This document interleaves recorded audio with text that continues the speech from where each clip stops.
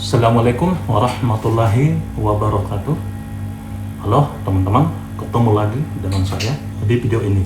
Di video edisi sebelumnya, saya menunjukkan adanya trouble pada mobil NN99S ini. Sebenarnya trouble tersebut sudah beberapa kali muncul. Dan yang membuat saya bingung, masalah ini muncul setelah saya melakukan upgrade beberapa part dan memodifikasi berat ban. Berat ban saya tambah dengan menggunakan plat aluminium, dan memang pada video tentang upgrade atau modifikasi mobil RC ini ada penonton yang berkomentar tentang penambahan berat ban. Nah, di video yang lain saya memperlihatkan kalau ternyata baut kutu pada kopel atau drive set ini ternyata longgar. Dan di video tersebut saya juga sudah kencangkan, dan saya mengira masalahnya sudah selesai. Ternyata mobil RC-nya masih bermasalah. Nah, disitulah saya mulai berpikir kalau ada benarnya penyebab dari berbagai masalah ini bermuara pada berat ban. Karena bannya terlalu berat, maka gardan atau axle-nya ikut-ikutan bekerja berat. Kemudian juga menurut pengamatan saya dari hasil menonton beberapa video di YouTube, ya itu tadi, kemungkinan ada masalah pada gardannya. Namun awalnya saya merasa kesulitan membongkar pelindung gardan atau akselnya karena menganggap untuk membongkar pelindung gardan untuk memperbaiki masalah yang ada di dalam aksel ini, kopel atau drive set-nya harus dibuka. Saya sudah mengebor baut kutunya, tetapi masih susah untuk tembus.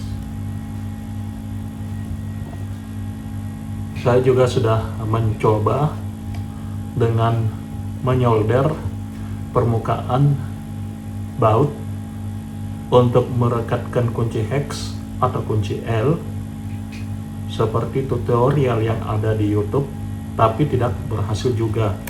Ini malah permukaan baut kutunya malah tambah rusak. Dan akhirnya saya berpikir, kenapa tidak melepas baut pelindung gardannya saja?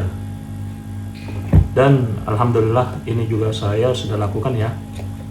Dan ternyata hasilnya memang baut kutub pada gear asnya longgar, sehingga koneksinya ke gear atau pinion couple atau drive set yang terhubung ke motor penggerak mobil RC ini selalu mengalami distorsi. Itulah yang menyebabkan akselerasi mobil ini kadang lambat, bahkan bisa berhenti tiba-tiba alias macet alias ngadat. Nah, karena gear couple ini tidak bisa saya lepas karena baut kutunya rusak, akhirnya saya belikan saja penutup gardan dan couple yang baru, masing-masing satu set lengkap. Jadi yang saya mau ganti gear atau pinion couple dan couple atau drive set yang lama ini saya ganti baru. Oh iya teman-teman, gear as yang ada di dalam gardan ini saya juga sudah setting kembali dengan settingan yang mengikuti beberapa tutorial di YouTube. Oke, selanjutnya sasis mobil remote ini saya akan bongkar dulu dan melakukan beberapa pergantian part seperti yang sudah saya sebutkan tadi. Oke teman-teman, saya lanjutkan videonya dulu ya. Silahkan ikuti terus videonya jangan lupa tekan tombol like. Kalau teman-teman yang baru saja mengunjungi channel ini, silahkan tekan tombol subscribe. Dan kalau teman-teman ingin berkomentar tentang video ini, silahkan berkomentar ya teman-teman. Oke, saya lanjut dulu ya teman-teman.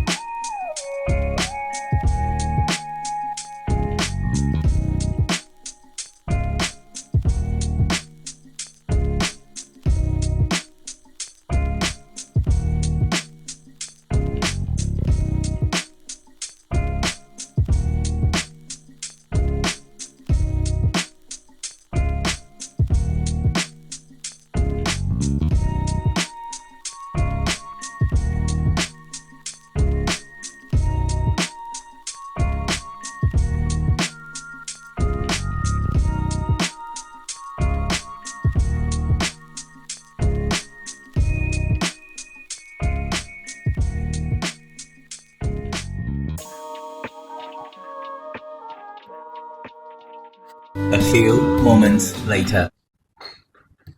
Oke, teman-teman, proses bongkar-bongkar mobil remote ini sudah selesai dan kita tes dulu ya. Kita tes di atas meja ini saja. Kita nyalakan dulu mobilnya.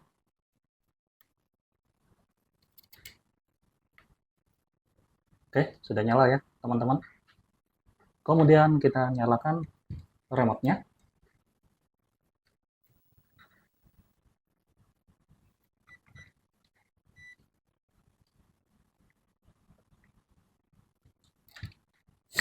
Oke, sudah ada respon teman-teman.